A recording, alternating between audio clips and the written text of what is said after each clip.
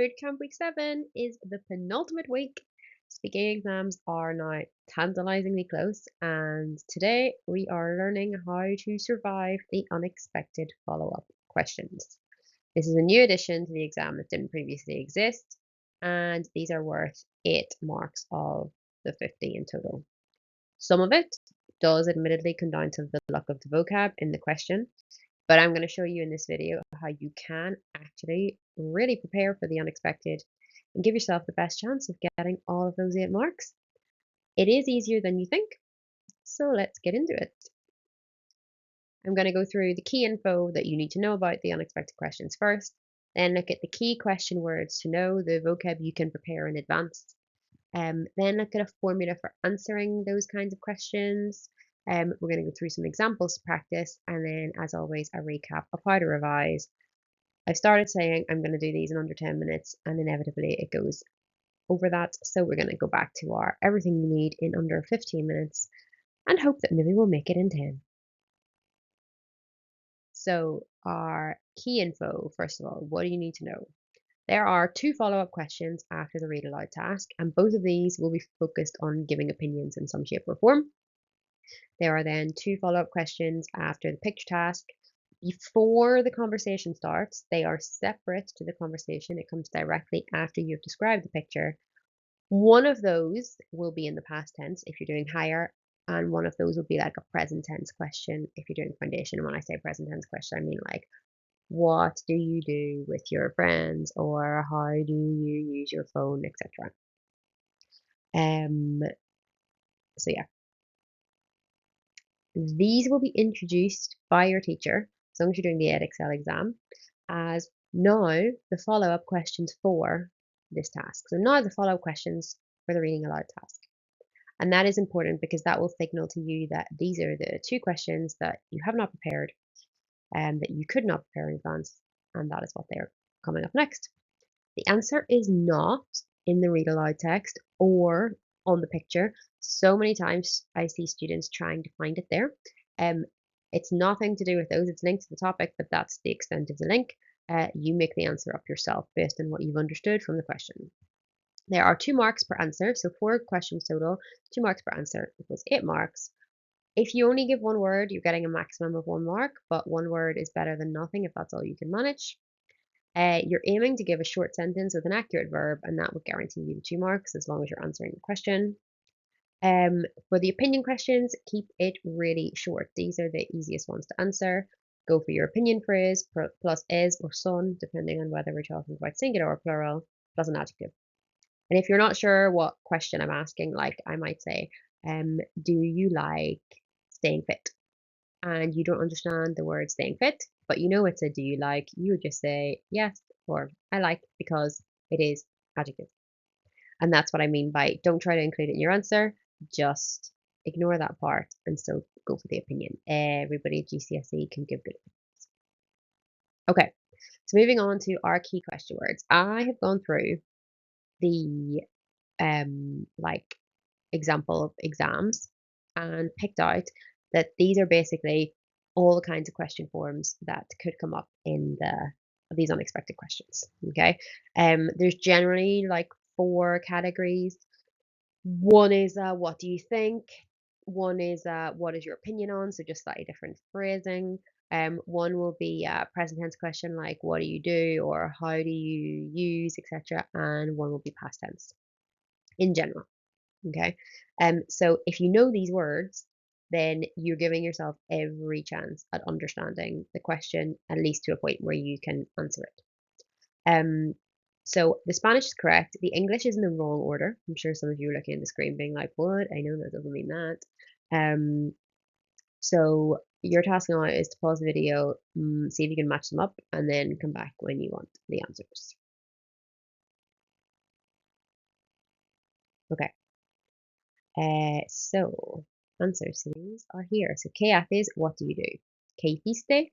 What did you do? ¿Qué vas a hacer? What are you going to do? ¿Qué te gustaría hacer? What would you like to do? ¿Qué piensas de or sobre? What do you think of? ¿Para qué usas? Or what do you use? Literally, what do you use this thing for? ¿Cómo ayudaste? How did you help? ¿Cómo usaste? how did you use? ¿Cuál es tu opinión sobre? What is your opinion about? ¿Qué, dónde, con quién? It could be realistically any question word in there. ¿Te gusta plus the verb? So that example would be what, where, who, with. Do you like doing this thing? And la última vez que, this came up in my last set of mocks and caught a few people out, is just indicating the last time that. So when you hear that, you know we're talking in the past. So these are the general structures, but I really do need to point out that, especially in numbers 1, 2, 3, 4, and 7, the verbs could be any verb. Like it wouldn't necessarily be haces or hiciste or hacer. Okay, those are just an example. It could be ¿qué te gustaría comprar? What would you like to buy? Number 7, ¿cómo ayudaste? Could change to ¿qué compraste?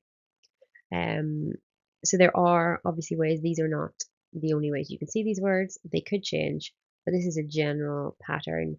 And if you know these, you should be much better at sort of hearing a slight variation of it and knowing how to answer it. So that's step 1.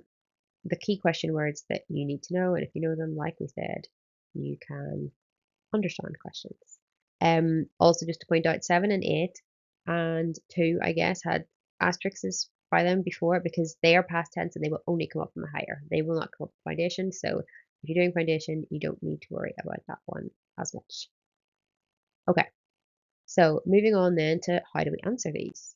So the formula for answering is here. And again, in the wrong order. So now we have the English and the Spanish in columns 1 and 2.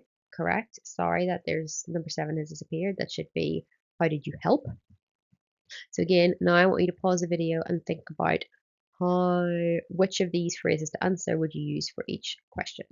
And again, note for number 2 and number 7, the iste and the aste tells me it's past tense. So that is a big clue. You need to be able to recognize that when you see iste, I know that's a past tense verb. When you hear aste, I know that's a past tense verb. I would imagine your teacher will also be giving you some actions to indicate that to you. But that is definitely a big clue for those questions. So pause the video and see if you can match them up.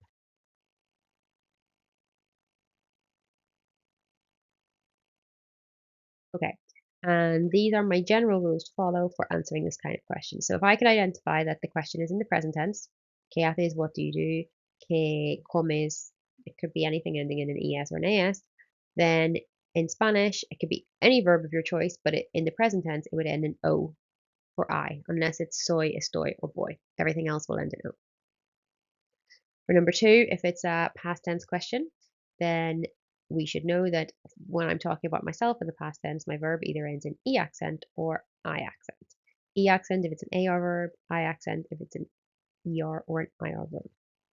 And basically, you take the iste or aste in the question word and you replace it with the A or the E. But don't do that with Kate iste because that's an irregular verb. That's just an Today's, what are you going to do? Voy a plus infinitive. I've got year 8s who know how to do that, so that one should be easy enough. Number 4, if it was que te gustaría hacer, what would you like to do? Me gustaría plus infinitive. Again, easy, and I have a lot of confidence that everybody will be able to do that. If it's a what you think of, it's a pienso que, esos son plus adjective. Really easy. Don't overthink it. If you get the question, ¿para qué usas? The easiest way to say it would be lo uso para plus infinitive. So, ¿para qué usas tu móvil? Lo uso para hablar con mis amigos.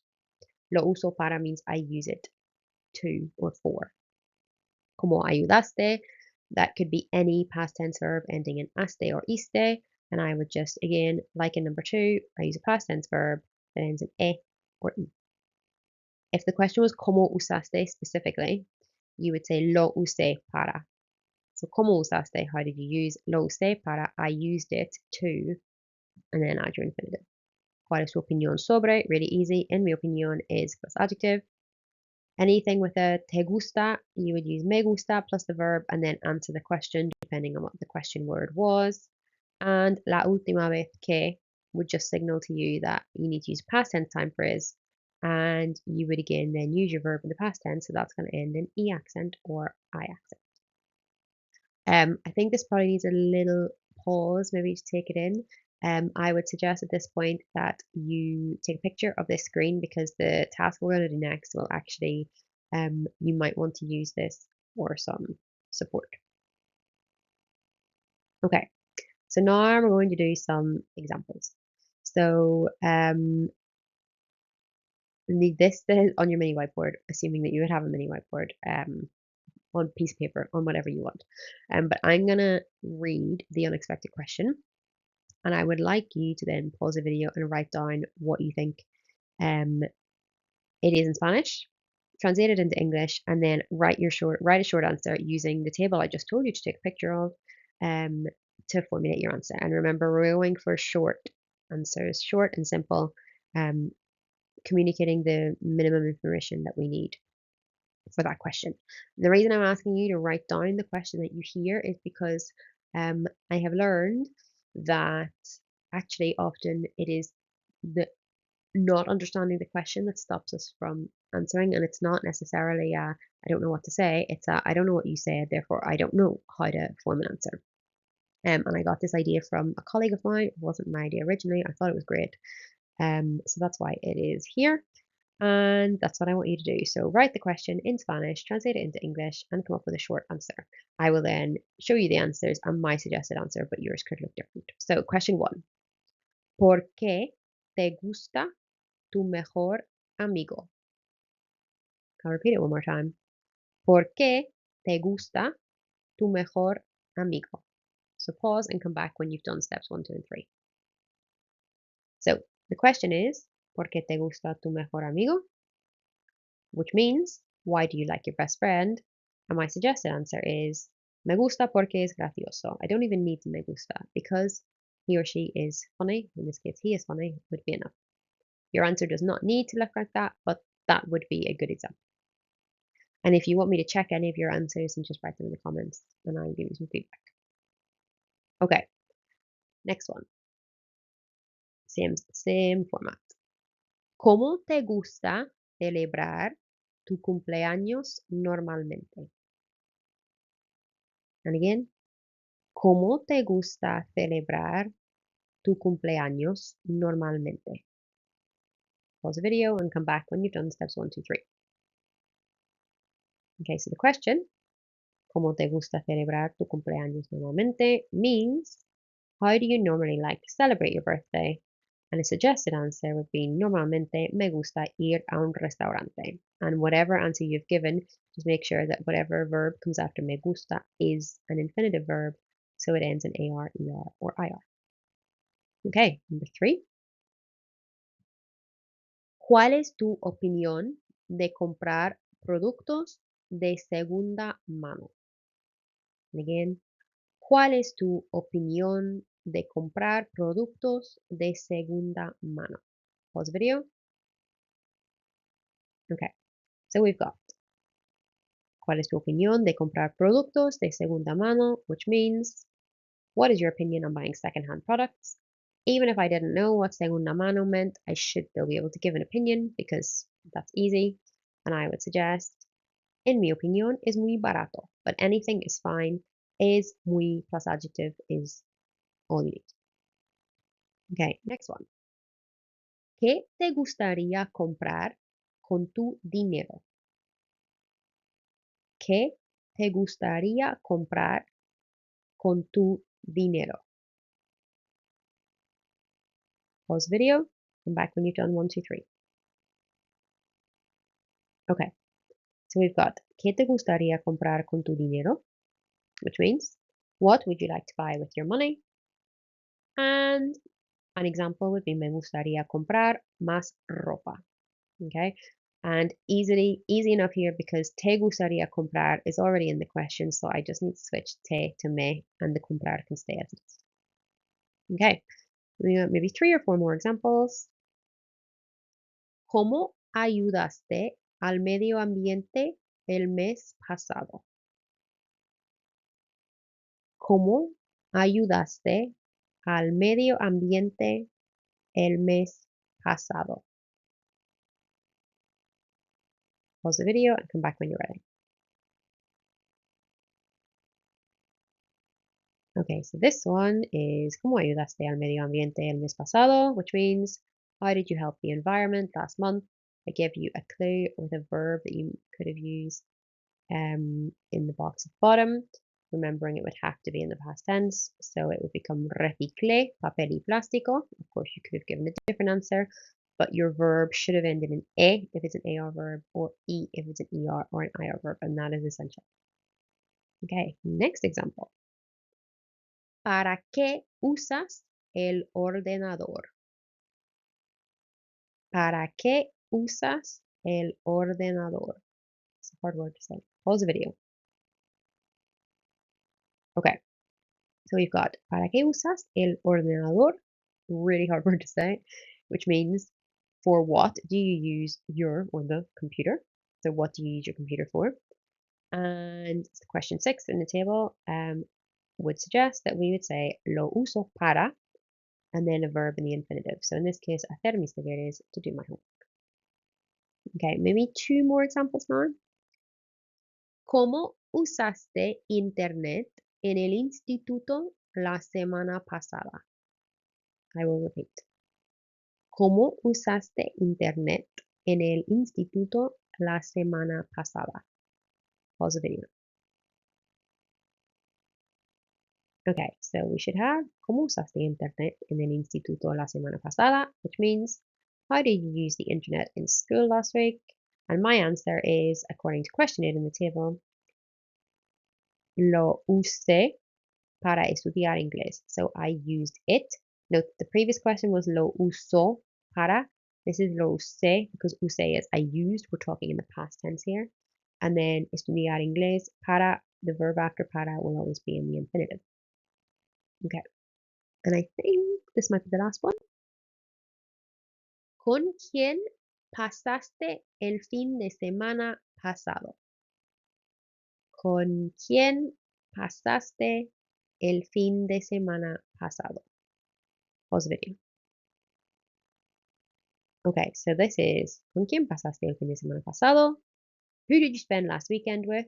So here now is pasaste, the aste we spoke about earlier in the video, which tells me this is definitely a past tense verb. We've also got el fin de semana pasado.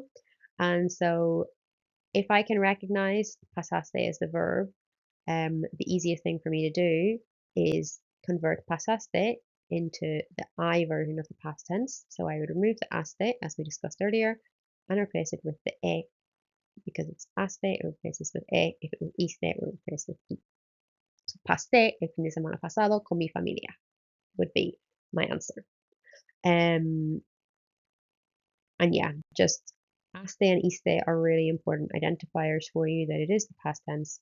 And that switch, unless it's ithiste, it doesn't work with ithiste, but any other verb you can switch aste for e or iste for i. Okay. These next 2 slides, we're not going to go through these more than just to say that this is from the SAMs, so the sample assessment material for Edexcel. These are all the follow-up questions for the read aloud task. So you could translate the questions into English and then try answering them. So either pause the video here or take a picture of it to come back to later. And again, we have the same thing for picture task. And for the picture task, there are 2 questions. So there's 2 sets, or there's 2 pictures. There's 2 sets of questions for each task.